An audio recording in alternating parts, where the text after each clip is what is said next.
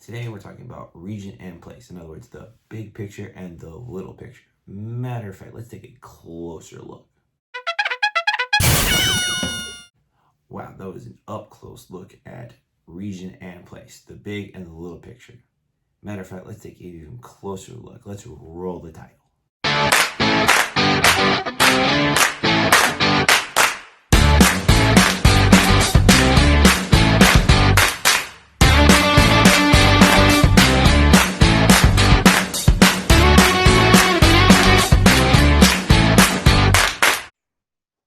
So today we're talking about as part of the 5 themes geography and continuing on with our series with it, region and place. So region is scientists divide the Earth's land into sections called regions based on certain traits those sections share.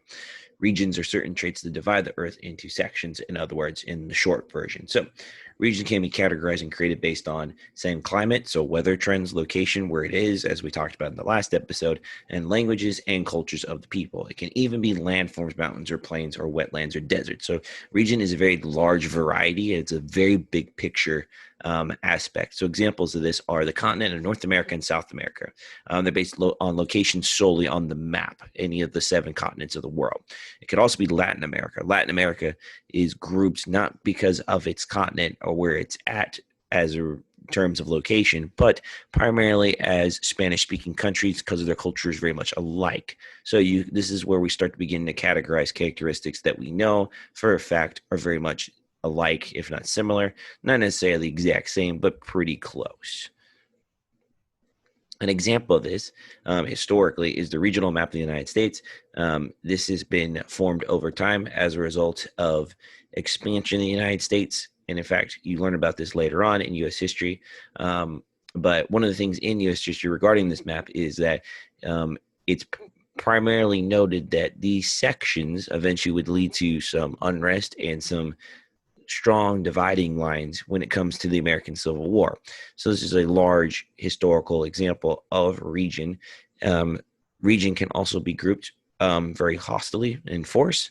You can even see it when they divided after the world wars, the Middle East, as well, such as Iraq, Iran, things like that. They try to group them based off the people without any consideration of what was actually there. So assuming and using region can be a great effect, both positive and negative. Having said that, in the nitty gritty, the small details even matter even more. And that question is answered and posed by place, which is what is it like there? Okay. So region and place do what is it like there. However, place is very more specific. Okay. So a place is often known by its special characteristics. Characteristics are special traits or qualities that a place can have. Types of characteristics for place, they can be human or physical. So humans can make that place its own with their culture and characteristics and how they handle it, where they live and interact. Or it can be physical based off the environment, based off the land there, based off the region even there. So this is where the big picture comes back into play with place. Examples of human characteristics, the main customs, languages, beliefs of the people in a certain place, special traditions or holidays, clothing styles, political ideas, and architecture, how buildings are made. So just about anything a human being does or interacts with, it usually is a characteristic of place. Physical characteristics can be mountains and plains, oceans, rivers and lakes, climates such as hot, cold, humid, dry, etc., types of animals that live there, and what types of plants grow there.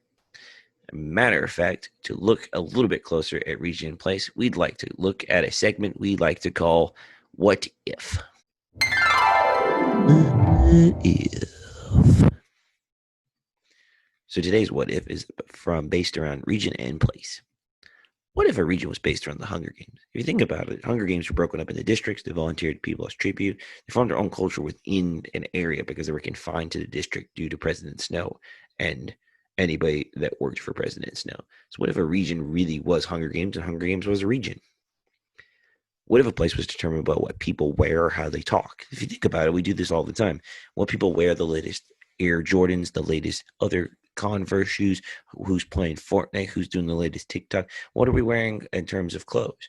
How do we talk? What accent do we have? Things like that. Does the Donald Trump accent drive you nuts? Does the Texan accent drive you nuts? Just the Spanish or any other language that people talk, does it drive you nuts? Not really. Obviously, we not about driving people nuts, but does it determine how you think of somebody? Is it a good thing or a bad thing? Okay. So understanding that helps us understand culture. So it shouldn't drive us nuts. It should really make us understand more. And at the same time, you really shouldn't necessarily have to follow what people are wearing just because they're doing it. So it wraps around to, what if a place was determined by what people wear and how they talk? What if a region and place were the same? Again, the region is the big place, and the place is a very, very confined characteristic area. So, in other words, basically, region is a place, and place is a region, and region is a place, and place, region, region. Yes. So, basically, I guess you could say both of them are the same based off how you characterize different characteristic traits. And last, what if region and place help to answer the what and how questions? And the answer to that is they do. They help answer what's going on there and how it's going about there based off how we describe the characteristics and the nitty-gritty details. And that is this episode's of What If. Thanks again for watching Around the World. Don't forget to subscribe on YouTube, like us on Facebook, follow us on Instagram, and follow us on Twitter. If you happen to like this, feel free to leave a message, comment, and of course, share and let everybody else know. I was completely inspired by my middle school classes. And don't forget to keep tuning in for more episodes. And especially, don't forget to stay awesome.